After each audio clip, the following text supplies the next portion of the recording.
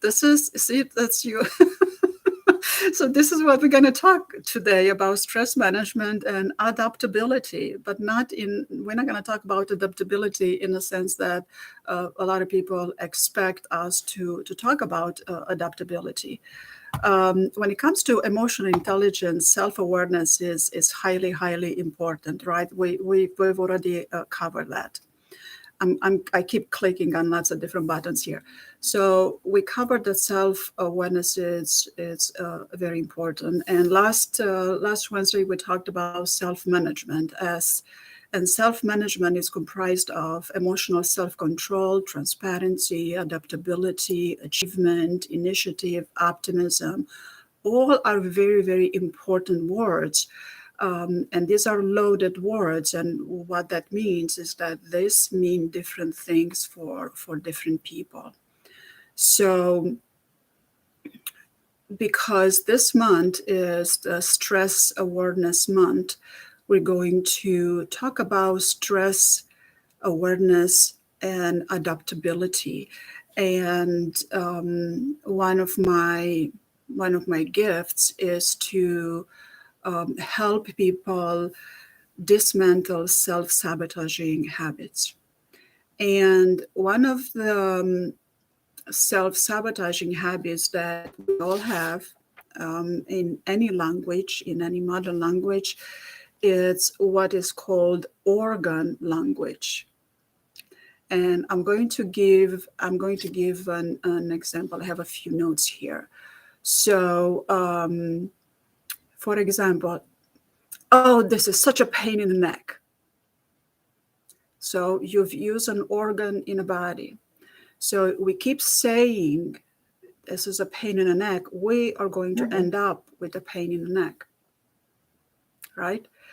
And then we're not aware why we've ended up with a pain in the neck. And why is this important? Well, this theory of organ language was developed.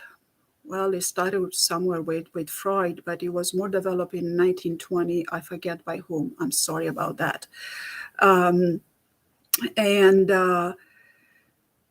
But now with neuro-linguistic, neuro-language is so important. And right here, this is such a pain in the neck. The neuro-language, you tell yourself in a neuro-language type of a form that you have a pain in the neck. Therefore, your body is going to figure out how to have a pain in the neck for you, right? It's not something visible. And a lot of people are going to argue with this. And good luck if you're going to argue with this, because it's going to be your argument, right? So let's move on with, well, arguing with things.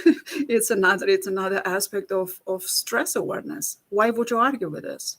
Because it makes sense, and the reason you would argue with this is because of your beliefs, because you're not going to believe what I just said, which is okay. You don't have to believe what I just said. But going on with organ language, another way to be aware of the stress we can and we do cause ourselves. Oh, this is such a headache. And we refer to things, oh, that's a headache. Oh, I had to do my taxes. Oh, what a headache. I am wiped out. Well, guess what? You're going to have a headache and then you're going to be wiped out. And then you're not going to be able to do the things you want to do.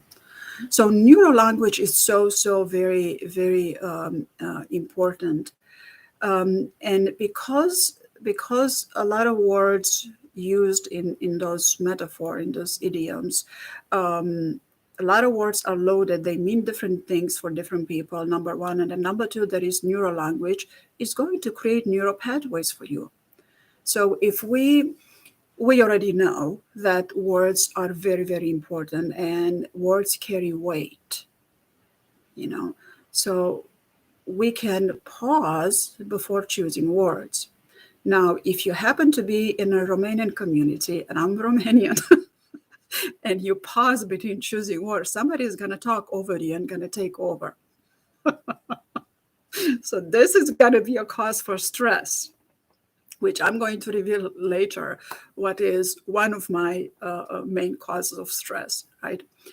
But choosing the words that we speak is important. And of course, we're going to have habits, and in the heat of the moment, see, in the heat of the moment. So is there going to be heat in the moment if I say in the heat of the moment? See, in the heat of the moment, we're going to use phrases that we're so used to it. But afterwards, we can become aware, self-management, self-aware, self-management, stress-aware that we have used a phrase which is loaded and it's packed with neural language that maybe we can not use anymore, right?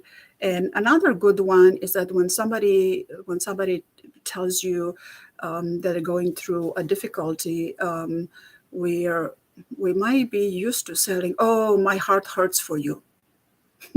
No. Or my heart goes to you. There are different ways to show compassion to that person other than say my heart hurts for you. Guess what? Then you're going to end up with a chest hurting and all that. So some of the example of the organ language here on my notes says, can't stand. I can't stand this person. Guess what? Your legs are going to get weak. This is such a pain in the neck. Guess what? You're going to end up with neck pain. This is such a headache. Guess what? You're going to end up with a headache. My heart hurts for you. Well, your chest will hurt. So, yeah. Oh, this is a good one. Carry the weight of the world on my shoulder. Whoa, look at your spine. What's your spine going to do when you carry the weight of the world on your shoulder? And another good one is that someone gets under my skin. You're going to get itchy if somebody gets under your skin. So we might say these things, and we say these things often, and this might develop into a real physical sensation, and we have no clue that it's related to the words we used. So words are important, and even if you're Romanian and you have to pause to choose your words and somebody cuts over you, which is typical, yeah. Oh well, it happens. Go on with saying what you need to say in the best, the most respectful way within that conversation. So Eddie, Randy, what would you like to add? Well, I want to kind of ask. So, what you're saying basically is words are important that we say to ourselves. Mm-hmm. Yes. But isn't it? And I, um, well, I guess I'm asking really kind of what's your thoughts, because a lot of us don't just have those thoughts consciously. Mm-hmm. I may not think, oh, what a pain in the neck. But what I think you're saying is that even if we say those subconsciously without even being aware of it, that's just as important as if we were actually thinking it. Oh, absolutely. Is that correct? Oh, absolutely. Because Well, these phrases are yeah, so innate. They just come out. Mhm. And self-awareness is about bringing the unconscious to the conscious. Self-management is it's managing the self, and the self includes the unconscious. And a lot of people talk about self-awareness, and we can never talk enough about self-awareness, Right. and we will never end up talking enough about self-awareness. But self-awareness it's not limited to the physical body. A lot of people think that self-awareness is this, what you're aware of, that which you can touch, which is just one out of the 5 different elements. So go on, Randy. Yeah. So, I mean, the words that are unconscious or subconscious are probably more important. Would you say more important than the ones we're actually thinking? Yes, because they carry more weight, and the reason they carry Mm-hmm. more weight is because they've already grooved in neural pathways through Mm-hmm. the neural language, neuroplasticity. And the reason they go unconscious, there is when they get to the automatic habit mechanism, is because we've repeated that. You're not going to read a sentence once and then have it come out of you automatically if you haven't sat there to memorize it. Oh, you might remember it in the next 5 minutes, but you're not going to remember it right? So in order for anything to become part of the automatic mechanism, it requires repetition. So those things that are subconscious, we've repeated them. Yeah? And yes, it carries more weight. Yeah, and therefore being aware of that, and technically, we can't just automatically become aware of it. Sometimes, well, I guess we can, but oftentimes it requires some other thing to intervene to make us aware of it. For instance, if I'm stuttering when I'm saying something, or if I'm using words like, you know, if that for instance, if I'm trying to deal with something that's going on stress-wise, and I'm saying, it's just hard to swallow that's actually happening. It's hard for me to swallow their ideas. It's hard, yeah, ideas, or their reasons, or something. If it's an interpersonal conflict, or if it's anything, if we tell ourselves that enough, it becomes subconscious, and that stresses us more than what we're actually thinking and doing, because our conscious mind, I'm asking more than telling, isn't it true? I mean, that our conscious mind is really more interested in, day-to-day stuff, making it through the day, rather than you bring out a good point, which is actually how do you bring out this point? Because this is something I'm discussing. I have a chapter in my new book coming out, Fearfulness. The conscious mind cannot handle everything that's happening. Conscious mind is responsible for what's in front of you, learning, adapting. But the conscious mind is like, if you're to compare your conscious mind to your mind, if you just look at one hand, your conscious mind is just your pinky finger. That's it.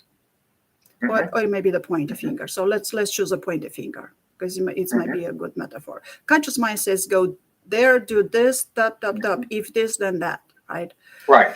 But the unconscious mind comprise all of the 5 fingers, right? And take out of the part of the unconscious that runs your body, your breathing, your blood flowing, your kidneys, your livers, your everything inside your body, then you are left with the unconscious mind. And it's the unconscious mind that runs your body, right? So we have a ratio of 4-1. So the conscious mind, we need the conscious mind, because we're evolved animals, we're evolved mammals, right? So conscious mind is important, but conscious mind is not bigger, better than the subconscious. And subconscious talks to us in a form of symbols, metaphors, feelings, states of beings, emotions, reactions, as opposed to respond. So becoming self-aware is the very first step. But then also understanding what we prioritize. Not everything that we prioritize has a higher priority than what it actually has. And then if we don't properly self-manage, stress is never gonna go away. And we know when we feel stressed, because we feel stressed. So the moment we recognize that we feel stress, we can bring the attention. It's like, oh, I'm feeling stressed now. What is it? What is the stressor? And then also remember that outside, we cannot control the environment. We cannot control other people, not even hypnotherapy. So we don't control people through hypnosis, right? So expecting the outside to behave differently with us, it's a waste of wishes. I mean, please place your wishes on something more fruitful, more rewarding. Like place your wishes on, oh, I want to become more self-aware. Yeah, For example, go you ahead. know, what's interesting, and when you say self-aware, Carmen, you're in terms of emotional intelligence, what you're saying is it's not just to be aware of what you're thinking, what we're thinking. It's to be aware also of what we're not thinking. Correct. Another staple of mine is thought feeling. Not only thoughts, Mm-hmm. what a lot of people are not aware of their thoughts. A lot of Mm-hmm. people are aware only of what they feel, Mm-hmm. and a lot of people pay a lot of attention to their thinking and critical thinking and thinking right. But thinking and feeling are not separated. They're never the body and they're never been separated. So Mm-hmm. if we begin to thought feeling generates a state of being. So being stressed, it's a state of being. So we don't want to be stressed. We want to be in a state of ease, in a state of flow, in a state of peace. Everybody wants peace, but the truth of the matter is that when we are at peace, nothing will bother us. Nothing can shake you. Peace is indestructible. And peace is not the absence of war. But that's how we understand peace. But we can go very deep into the meaning of peace. But for right now, if we are just to understand that when we have peace, nothing can mess up with you, then in the moments of stress, you can remember that there can be peace. And we don't have to go 100% to peace. We just raise the levels like, okay, there can be peace within the stressful situation. I'm going to be a little bit more peaceful and a little bit more peaceful. And then that's going to help in managing the stress. Thought, feeling. So you already feel stress, bring in the thought, feeling of peace, and then it will create more ease. Mm-hmm. Mm-hmm. And be aware of what kind of thoughts that you're having and not having. And one of the ways of being aware, I mean, there's lots of ways to find out what kind of thoughts I'm not having. One of them is just, being, people use journals, people do meditation, people take a few minutes out to think. There are a lot, or they go to a therapist, or they go to a hypnotherapist.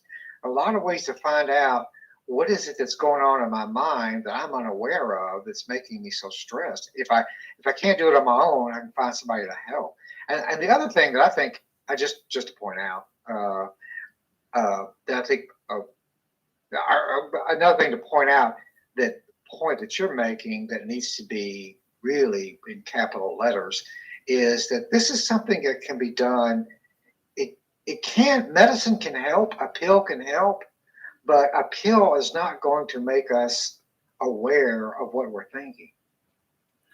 You know, the thing that pills do in general, I'm not a doctor, I'm not a nurse, I have to give that disclaimer, but the things that a medicine, a psychotropic medicine can do for most people is to do exactly what you're saying, calm down the feelings, make it easier for somebody to think through things, and just makes an artificial sense of ease. But it doesn't give them the insight. It doesn't help anyone understand what caused it. So Randy, you bring anyway. out a very, very, very good point. In one of the courses I have available on my website, I talk about the happy neurotransmitters, the happy hormones, Right. the quartet, Right. which is serotonin, dopamine, endorphins, and oxytocin. Mm-hmm. And the good news is that we can cause these neurotransmitters naturally. We can cause them to flow just by directing our thoughts into specific thought feelings. We can naturally cause these neurotransmitters to flow. Now, don't get me wrong. You're not going to cause these neurotransmitters to automatically flow at the same quantity that they will flow when you take a physical pill, right? But if you make a habit of certain thought feelings that are going to trigger certain one of this or all of this for happy chemicals, happy neurotransmitters. If you create a habit, then your brain will through repetition, it will create that automatism for you, and you're not going to have to take as many pills. Right, and you're able to handle and deal with with whatever stress is happening in your own way. One of the things that I, as a case manager, pick up on a lot is people who are prescribed medicines that are very addictive, highly addictive. They're controlled substances, and they're given to people for quote unquote stress. And I'm not knocking anybody, but those medicines are very addictive. And I give you an example of what happens for a lot of people. They'll start off on 0.5 milligram once a day. Oh, it's a miracle. And I've taken those medicines, and believe me, they are wonderful medicines. I remember I took one. I was going to work at an insurance company years ago. And I remember I took one before I was going inside the building. And all I could think of when I was walking in is that it was the greatest job I'd ever had. And that I remember specifically thinking, I just really love everyone that works here. I really do. In the depth of my heart, I love everyone. I was like, how did a pill make me do that? Feel that? Yes. But so it's 5.5 milligram. A lot of people are on 30. That's 6 times. Is it 6? Anyway, 30 milligrams, and they're still anxious. So I'm saying that there are ways to deal with it that are much safer, much more organic, and much safer, that you're aware of, that you do all the time. Yes, and exactly what you're talking about. And you bring up such a good point, Randy, because sometimes we have a difficulty when people go through chronic pain. There is a constant state of stress. That is, it's just how it is, with illnesses and it's the physical body. It's how it works. But when at the beginning of the treatment, post-surgery and, chronic pain, when you're given that pain medicine, and you notice how you feel, like you just described, like, oh, you like everybody. If you make an intention to remember that feeling, if you make an intention to register that feeling, is go, oh, so this is how it feels. I'm feeling it now. I want to feel this again and again.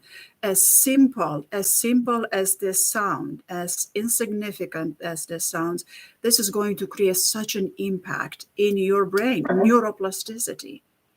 Right. Because that's neuro-linguistic stuff, right? Yes. I mean, you could trigger it with a physical thing. Well, yes. Yeah, okay, I'm going to keep it simple. But because you are feeling it, the feeling, it's what imprints on the subconscious. Remember, we talked about conscious and subconscious earlier. Right. So the conscious brings an idea, and the subconscious will imprint that idea and will give it form, right? Mm-hmm. So subconscious language is feelings and symbols. Mm-hmm. So when we are not privy, but some people need to take medicine because of a chronic condition, and thank God we have medicine available. I mean, that's quite a miracle to be able to have that available.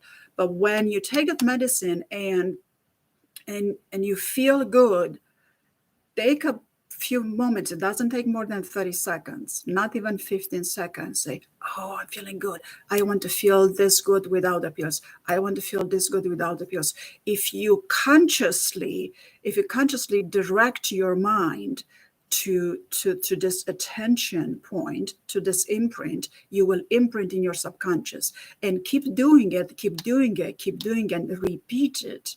And that's a great point. That's a good point. That's a great point. That's another one of my staples. And then studies show that in order to create a new habit, you have to repeat something at least 21 times, right? So, but this is how you create habits. This is how you create thought, feelings that are healthy. This is how you create self-awareness. And everything begins with awareness, right? And it's just, life is not life if it's not aware. One of the things under stress, I was wondering if you'd agree. One of the things under stress that happens that we are not thinking, but we are thinking, but we're not thinking, is I'm in major danger and something horrible's going to happen.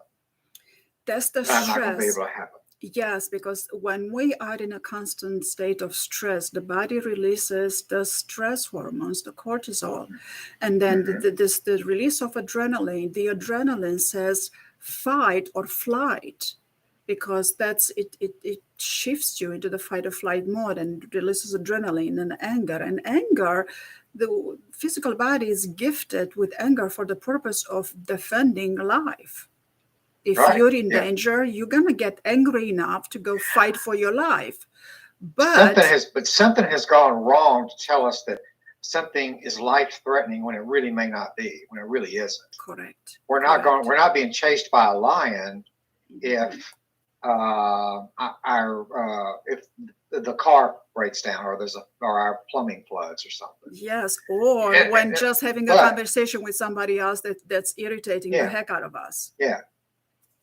If a Romanian keeps interrupting me every time I'm talking, that's not life or death. Correct. But Correct. But there may be part of me in my mind that I don't think about that reacts as if it is. Yes, because of the subconscious habits. Right? Yes. Yeah. So there is subconscious habits. There is the physical mechanism of cortisol, adrenaline that gets released in the body. And it's very important to understand that when we are dealing with chronic illnesses, we are going to be in a permanent state of stress. And self-managing and distressing and progressive relaxation are very, very important.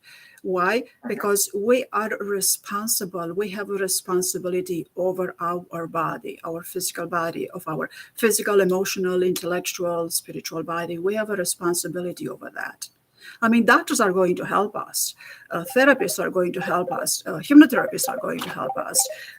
But we are responsible for our own body, and we can do this with simple things. It doesn't have to be sophisticated. That's why me and you are here to talk about little simple things that we can do to manage all of this. And for more sophisticated stuff, feel free to reach out and ask questions, and whatever comes after that, there's more stuff available. So you mentioned being aware. What would you say is your favorite go-to suggestion for somebody to cope with just ongoing stress, or maybe even acute stress? Bring your attention to breathing. Just count 1, 2. Inhale 1, exhale 2. Inhale 1, exhale 2. A lot of people say count to 100 or count backwards. Don't. Because competition gets in a way, and then that achievement gets in a way. Keep it simple, 1 and 2. And also this applies to people that have difficulties falling asleep. Just bring your conscious mind to counting 1 at inhale, 2 at exhale, 1, inhale, 2 at exhale. It's going, this conscious breathing, it does so much to your body, because it's going to trigger your amygdala. It engages your parasympathetic nervous system and your amygdala. And the amygdala is responsible for you, besides cortisol and adrenaline, is responsible for you getting into the fight and flight mode. Amygdala is the house that stores the emotional responses, the emotional body, all of the stress and all of the happiness. Amygdala is the one that stores it. So if you become friends with your amygdala, which is inside your head, which is about the size of an almond, right? Yes, but it gets the best of you, right? If you become friends with it, and the way to become friends with that is the simplest thing is to come back to your breathing. It is hard. You're going through hard times. It's gonna get better only if you calm down. Unless you have to fight for your life. And you're using a phrase, being conscious breathing. And I think that's really important, Carmen, because I hear so many people say, just breathe, just breathe, just breathe. And we're always breathing. I always think, why would I tell somebody to breathe? I mean, they're breathing already. Yeah. Your point is conscious a type of very specific type of breathing consciously. And it's not just for one or two. Okay, I'm still nervous.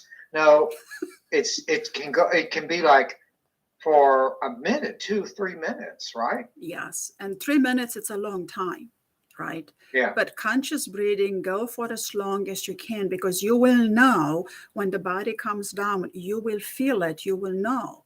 And like you say, not just, okay, I breath, 1, 2, 1, 2. Okay, well, how calm are you if you, well, you're Yeah. not. So But it's like, one of the things our yeah, body is, it starts hyperventilating. We're unaware of it yeah, because again, there's a part of us that says this is trouble, this is danger, you're going to die, and our breath, all of our blood starts going to other parts of our body. We don't breathe as well, and we start hyperventilating.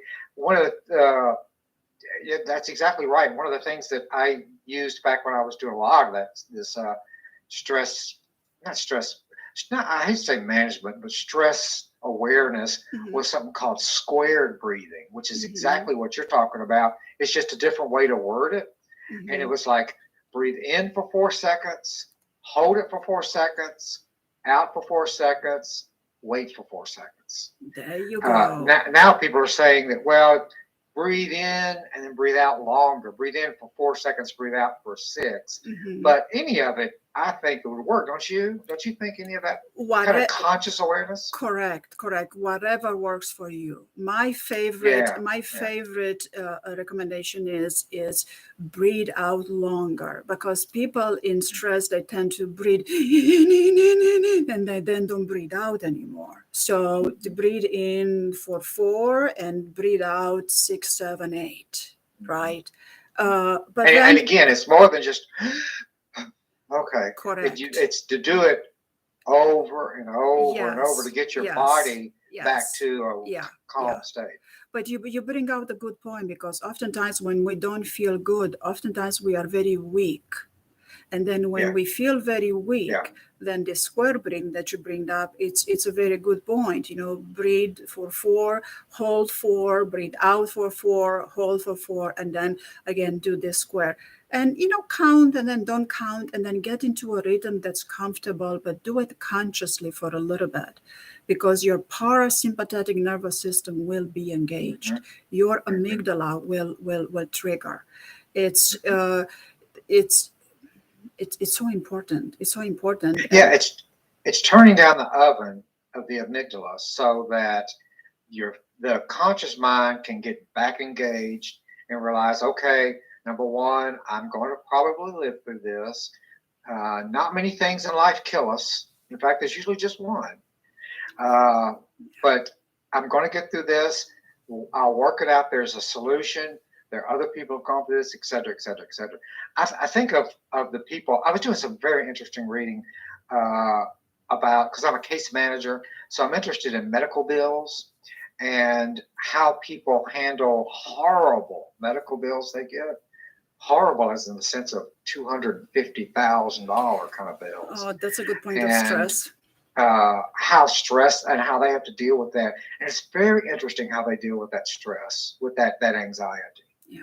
And one of the things I'm learning from it is they practice what you're saying. They don't consciously say, okay, I do deep breathing every time I get a bill. What they do, they get their mind back engaged, like, okay, what's my next step here? What can I do that's next? And I read a story of a woman who was being harassed by a hospital for $2,500 for a bill that should have been $200. And anyway, make a long story short, she kept her mind. She calmed herself down. Now, she wasn't 100% calm all the time, but she was able to calm herself down and come out with a plan. Long story short, she threatened to sue the hospital and saw a claims court. She got a call about a week later. It's all forgiven. Never mind. It's all gone. Pay us the $200 and it's all over. Because she kept her calm. She kept her cool. She kept her cool. She made herself keep her cool. Yes. We have Which to is what you're this. saying. Yeah. We have to do this, because you cannot let these emotions hijack you. What does hijacking mean? Do you want to explain? Do you want to give us a definition of hijacking? Well, I mean, I think it's like you're saying. It's taking over our parasympathetic system because somewhere, for some reason, and hypnosis can help us find that reason if it needs to be found. Yeah. That there's something is triggering. That's where the word trigger comes from. Triggering an emotion that is not in proportion to what is happening. If I'm triggered because I watch a violent show and I can't sleep that night and have nightmares, well, that is something has